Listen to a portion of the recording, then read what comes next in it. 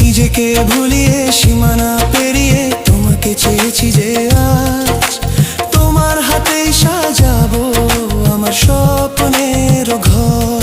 আমি তোমার প্রেমে পড়ে দুনিয়া ভুলে গেছি।